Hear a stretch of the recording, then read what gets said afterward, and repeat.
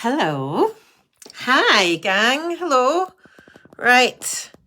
We've had a bit of a technical disaster here. There we go. I look like a teacher today. I look like a school marm. Hi. Right, my darlings. Who's with me live?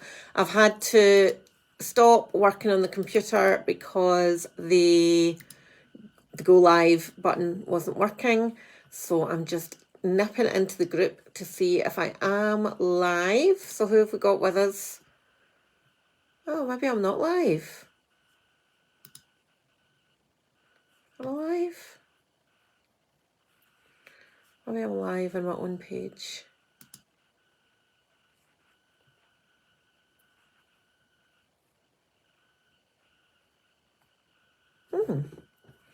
Let me come out and come back in again because I can't see any comments.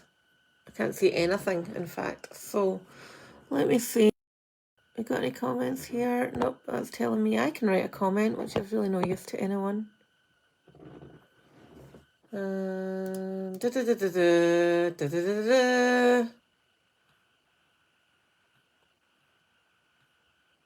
Nope.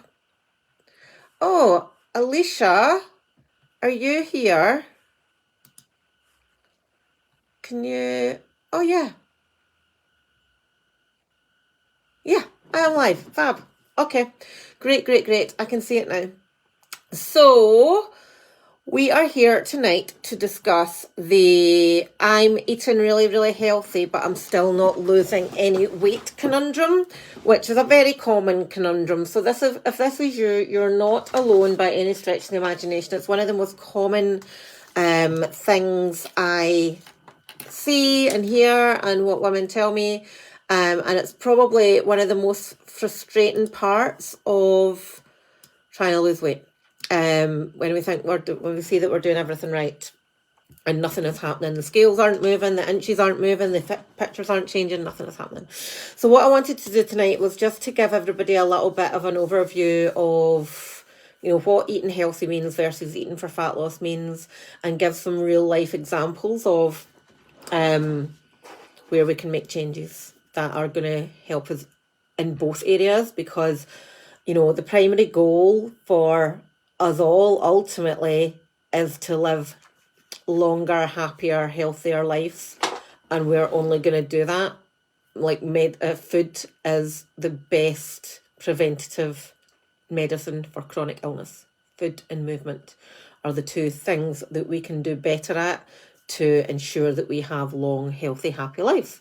So health is very important, therefore healthy food is very important, but we also know that being in a healthy weight range is very important to help us avoid chronic illness.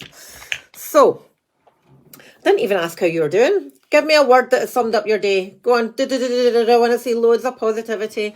Words that summed up your day. I'll give you a word that summed up my day. Oh.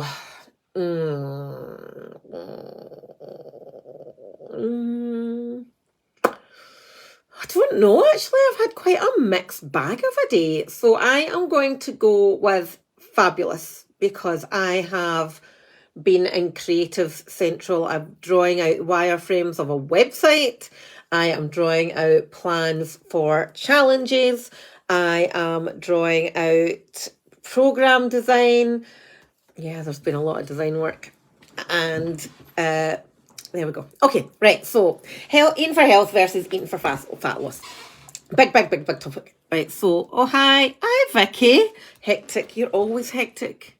I'm actually giving everybody, look, I do have boobs. Look, I have boobs. Anyway, right, so one of the big challenges we've all faced over the past couple of years is obviously the pandemic, and the fact that we have been we were all stuck, not being able to do anything or go anywhere or enjoy the things that we wanted to enjoy. So most of the people that I've been speaking to of late have been the last 2 years probably eating more shit than they ever have, drank more wine than they ever have, not getting to the gym. And one of the things that is very, very common as we get older, what used to work to lose a few pounds doesn't work. And that is That's just fact. You know, our body needs a different approach as we get older. If you used to rely solely on exercise to manage your weight, as you get older, if we don't change our nutrition habits, if we don't change our exercise, the weight's just going to keep piling on. So we're not adapting to those changes because we don't know what those changes are. So most people go, right, I'm just going to cut out the crap, eat healthy and do a bit more exercise. And 5 years ago in your 30s, that might have worked. In your 40s, it's not going to work anymore. But now things are on the change. That sounds like we're all going through the menopause. We're on the change.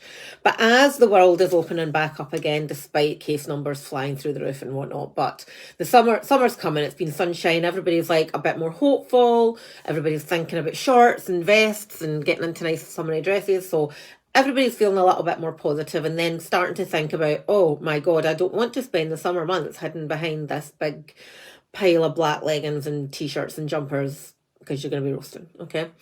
And what I'm seeing now coming through is no longer the post-Christmas rush. It is the, oh my God, getting ready for summer. I have tried over the past month to lose weight and nothing has happened, and I'm eating really, really healthily, and they're getting really stressed out. They're getting really frustrated, and quite rightly so, because as far as they're concerned, they're doing the right things.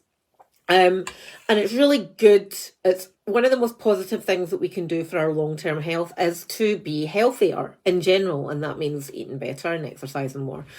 And all of our, like in our client group, you know, all of our clients they are people that tend to eat healthily anyway. They tend to cook meals from scratch. They tend to have fruit and veg. They tend to have, you know, quite a good education and knowledge around that side of things.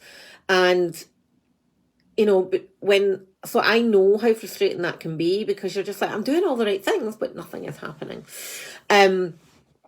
So that's what we're going to talk about tonight. So if we're eating healthy, that's great, but we need to shift it slightly and eat healthy with also having a goal for fat loss. And eating healthy doesn't necessarily always mean eating for fat loss, and eating for fat loss doesn't necessarily mean eating healthily. And I'll explain a little bit more about that in a wee second because that can be quite confusing. But at the end of the day, the hard and fast rule of fat loss is calories in versus calories out. That is science. You can argue with me all you want about medications and ketosis and fasting and blah, blah, blah, blah, blah. The science of fat loss is calories in versus calories out. Even the dude that invented keto has accepted that fact, okay? So it's calories in. So it doesn't matter about hormones. It doesn't matter about illness. It might not matter about education. Those things play a part and can add challenges into fat loss, but ultimately it's calories in versus calories out.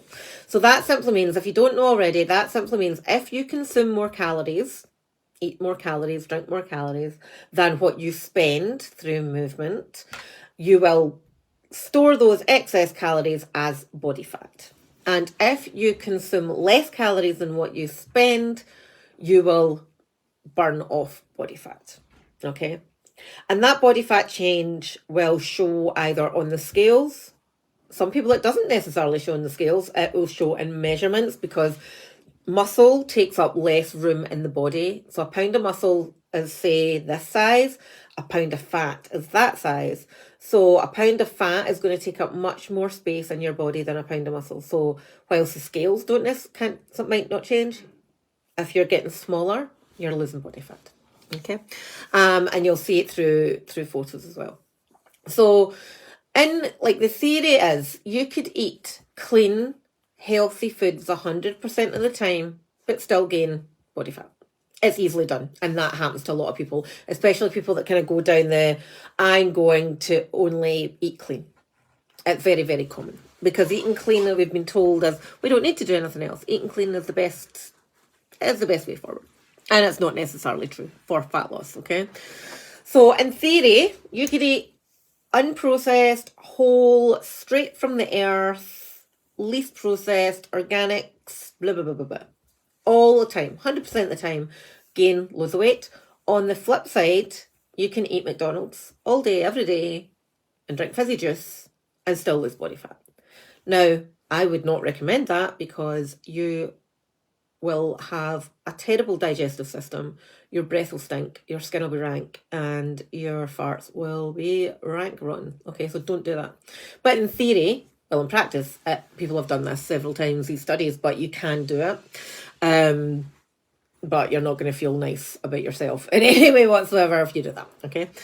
But what we also see, and this is probably the biggest challenge for most, is that someone they could have 3 lovely home-cooked, full of fruit and veg, lean proteins, good quality fats, meals, lovingly made in the kitchen with the kids helping, and it's like all good housekeeping, amazing. But then from 8 o'clock onwards, we're shoving Haribo down our throat, we're glugging wine, eating salt and vinegar crisps, biscuits, cakes, whatever. So we eat healthily primarily, but it's the snacks and it's the alcohol that are adding on to the problem. Now, if you can just bear with me 1 second, ladies, I'm just going to check these comments because I can see comments. I can see comments, but I can't see what the comments are. Okay, so we've got Sarah, we've got lots of lives. Can somebody, if there are any actual questions, please just, I don't know, and I can't see them. If I don't answer it, then just send me a message and I'll try. I probably won't see that either. So you can ask questions. I might not get to them today. So they are the key components, is that we're eating for health, we're not eating for fat loss, we're eating healthy foods, we're not eating for fat loss, or we're eating really healthy for our main meals, but we're not eating healthy for the additional snacks, okay? So, think about the kids not finishing their dinner, etc., and you eating them. So here is, I took some notes earlier about some real common misconceptions, and these are actual real life things that have been said to me. So I eat healthy because I have wholemeal pasta instead of white pasta, okay? Now, bear in mind that calories are king, and calories in versus calories out is what either generates fat loss or increases fat loss. So 50 grams, which is a fairly all right size, it's not a massive size of portion, it's probably doable for most people in a calorie deficit. 50 grams of wholemeal pasta has 164 calories in it. Now, bear in mind, these are not the same brand, but pasta's pasta, come on. Unless you're insane at Tesco and there's like 54 different varieties of pasta, like there is actually no need for all that choice. But anyway, 50 grams of wholemeal pasta, 164 calories. 50 grams, so the same amount of white pasta, 170 calories. Literally no difference. 7 calories, 6 calories. So no difference in terms of your fat loss. The only benefit of the wholemeal pasta here is it's slightly more fibrous. So we do need fibre. And it's something like, I think it was a difference of 3 grams of fibre. Now, bear in mind that as women, we need roughly, I think it's 30 grams. Roughly, that's a kind of guidance number of fibre a day. That's not a huge amount to make up. Okay, so if wholemeal pasta, you love the taste, fab, keep eating it. But if you're only eating it because you think it's healthier and it's going to help fat loss, it's not the case. So knock yourself out with the white pasta. Bread, another one, right? So everybody has got this fear of bread. Like, bread is fucking amazing. Sorry, children, if you're listening. Bread is one of God's own gifts. 1 slice of wholemeal bread, Alison's, I believe it was when I checked it, 110 calories a slice. Wholemeal bread. Warburton's toasty bread, so you know the big white one in the orange wrapper, 107 calories for a slice. 3 calories less per slice for the white bread. There is more fibre in the white bread than there is in the wholemeal bread. Okay, so actually, nutritionally, the white bread is better. Yes, there might be bleaching agents in the wheat, but at very face value, the white is actually better for you. I'm not a huge fan of white bread. I actually prefer a brown bread in taste, texture. I always feel like I'm eating air. But in terms of fat loss, your actual big win for fat loss, we are very much into this Danish bread just now, which I think everybody was into in the 80s. Like, I'm now catching up. Yeah, it's like my music taste. I'm catching up 20 years later. But the Danish bread is like 55 calories a slice. So that's like 110 calories for 2 slices of bread. And it does the job, okay? Spaghetti bolognese, family favourite. Everybody makes spaghetti bolognese. If you're not making spaghetti bolognese, then what are you doing? Why not? So spaghetti bolognese made with 20% fat mince, beef mince, plus cooked in some oil when you're frying it all up with the onions. That comes to roughly, well, I only counted the mince. I didn't count the tomatoes. I couldn't be bothered creating a recipe, but with the oil and with the mince comes to 380 calories. Okay, obviously it'll be more than that because you're adding tomatoes, you're adding in bits and bobs, whatever veg you want. Okay, but 380 is your headline number. If you make the same volume of mince but using 5% fat mince with Frylight, which a lot of people don't use because it's not healthy and it's not clean, you're looking at half the calories. You're looking at about 150 calories for that. Same volume of mince from 20% fat to 5% fat. Okay. This is a big one, and this pains me, actually stabs me in the ovaries. This is how much it pains me. One of my favourite meals in the whole wide world is smoked salmon and some kind of bread-based thing with either poached eggs or scrambled eggs, whatever. So I worked this out. So smoked salmon, 60 grams, which is like a fairly small amount. Scrambled egg, 2 scrambled eggs on some sourdough bread with half an avocado mushed up on the bread as the moist. I hate that word. That comes to 512 calories. Okay, 512 for smoked salmon, poached eggs on sourdough. Okay, very common to get in your hipster cafe or your bistro or gastro, whatever. One of my favourites. I love a hipster bar. I love a gastro pub. I love anything that's going to make me look cool. Love it. However, a big dirty bacon sandwich on the same white bread that I mentioned before with butter is 312 calories. So you would automatically go, big bacon sandwich, that's going to be much worse for me health-wise. But actually, from a fat loss point of view, that's much more beneficial. Much more. And who doesn't love a bacon sandwich on white bread? This one made me laugh quite a lot. I changed that, didn't I? So a protein bar. So I'm going to have a healthy protein bar, like a full protein bar. You're looking about 220 calories a bar. Trying to avoid chocolate by having a protein bar when you could have a Ripple for 160 calories. I mean, come on, what are you going to choose? A Ripple's much nicer than a protein bar. Doesn't taste like sawdust either. A Graze box. So a Graze, you know the wee Graze pouches that you get? I didn't chart the flavour, but the same volume for a Graze snack thing, 132 versus a packet of salt and vinegar squares, 97 calories. 132 versus 97. So like all of these examples are real life examples of things people cut out because they're trying to be healthy. But in actual fact, what they're replacing that with is something that's far more calorific that is going to be detrimental to their fat loss. Another one, 3-egg omelette with a bit of cheese and bacon, 524 calories versus sausage, homemade chips and beans, same amount of calories for 3 sausages. So there you go. Innocent smoothie juice, you're looking about, well, this was just a juice, 110 calories for 330 ml versus Diet Coke, 330 ml for 0 calories. So do not be afraid to have unhealthy things in your diet.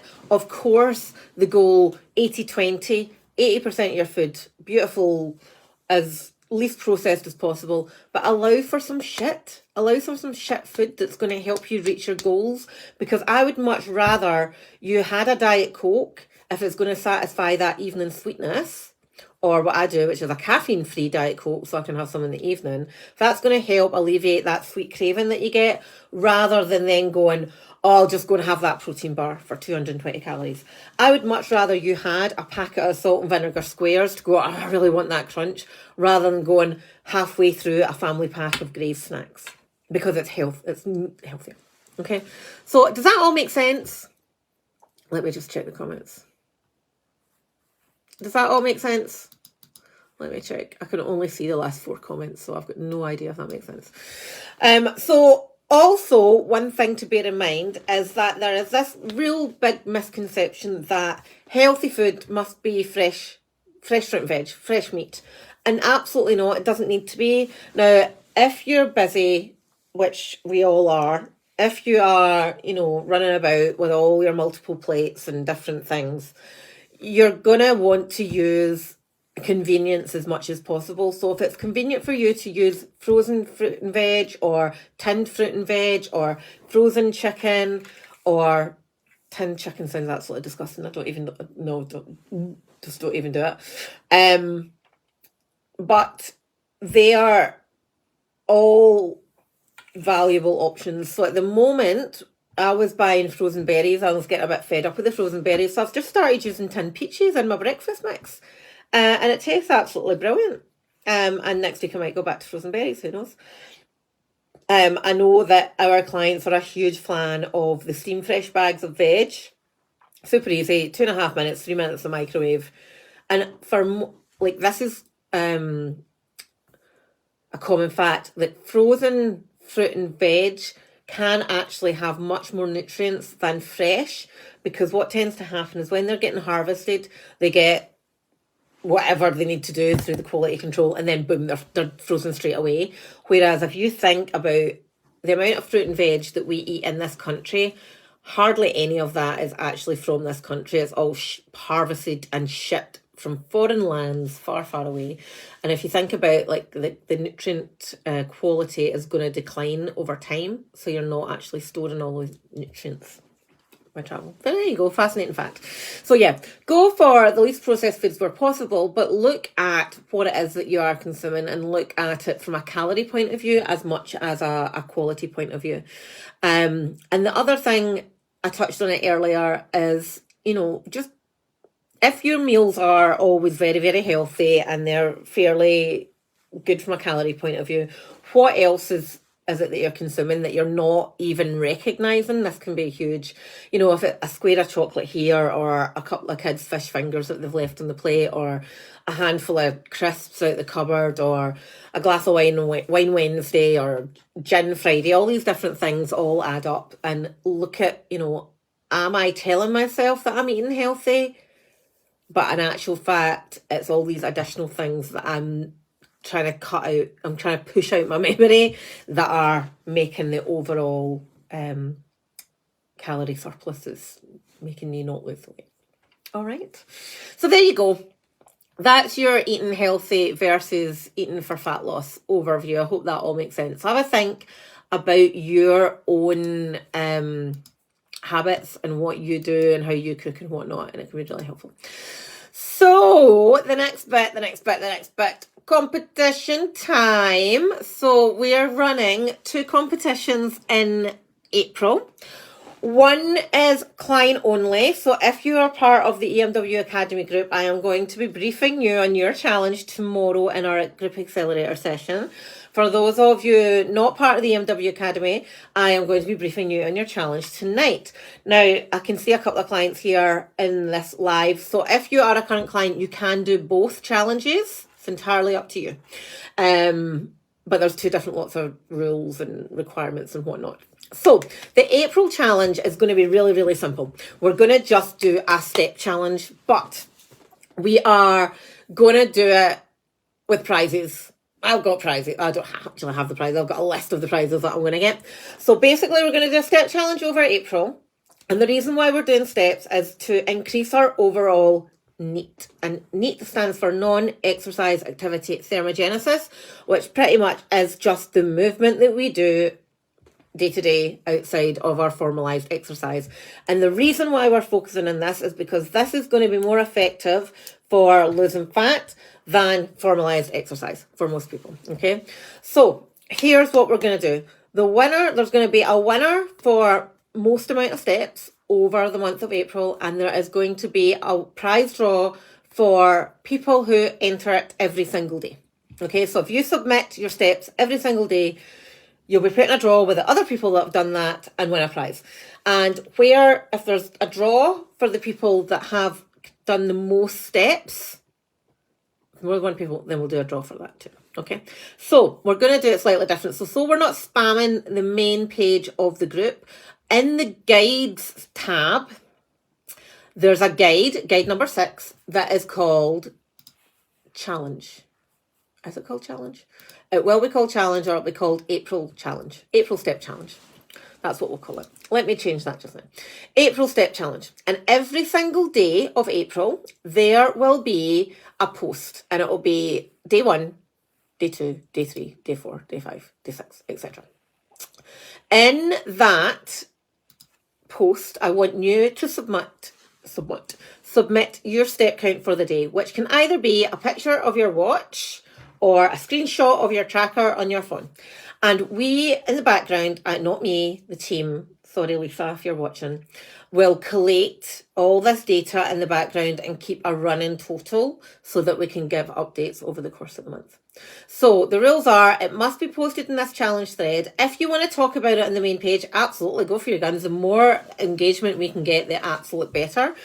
And then at the end of the month, we will collate all the scores and somebody will win a prize for the most steps and somebody will win a prize for the most consistent.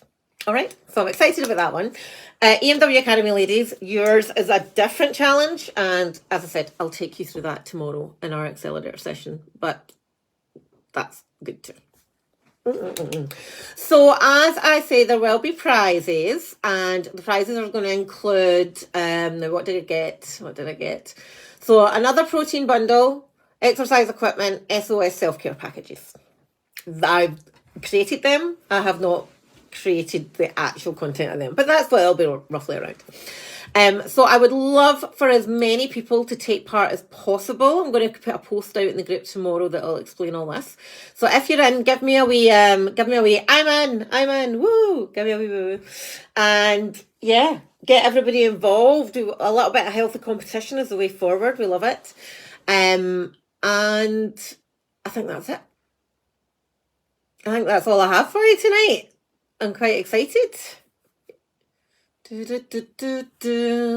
me see. Yeah, that's all I had. Yes. Sam's in, Berloth's in. For those of you, also Berloth, while you're here, a week today. So next week, actually that reminds me. So next week, there will not be a masterclass on the Wednesday. I'm going to be in London town and I'm going to be visiting young Sarah Berloth and her child, Oscar. I didn't forget his name. I don't know why I just said Sarah and Oscar. We're going to Harry Potter Studios. We are going to, this is Archie's list that he has to see. Harry Potter Studios, the Lego Shop, Hamleys, Natural History Museum, and the Science Museum. That's his exact list. I'm like, can I go to Liberty? Can I go to, I don't know, Selfridges? Apparently not. These are not fun places, apparently, Mummy. Mummy, that's not fun. So yes, okay, right. Challenge announced. I'll put up a post in the group tomorrow that will have all of this information that I've just told you in writing. The guide is created, and there'll be a post every single day. So I want as many people to take part. So good work. Manning's in, Claire's in, fabulous. Okay, right. Peace out. Have an amazing evening. If you need any more information on anything that you need help with, we're going, oh no, Lizzie, sorry, I was like, what's she talking about? That's a lot of steps. No, it's not. No, but London. We're going down in the sleeper train, which is going to be hilarious. So the sleeper train from Glasgow on Monday night, we arrive in London on Tuesday. So we're going to do the museums on the Tuesday. Then on the Wednesday, we're doing the toy shops and Harry Potter. And then on the Thursday, we're coming back up the road in the train. And if you don't know this already, Archie wants a trunk, a broomstick and robes. And I'm like, I'm not walking with you. If we're going back in the train from Euston, I'm not walking with you because I will just, Sarah Berloff slag me off and said I'll look like Mrs. Weasley. So I'm not doing it. That'll be hilarious. Anyway, right, go in peace. Love you all dearly. Have an amazing evening and good luck in the step challenge. Bye.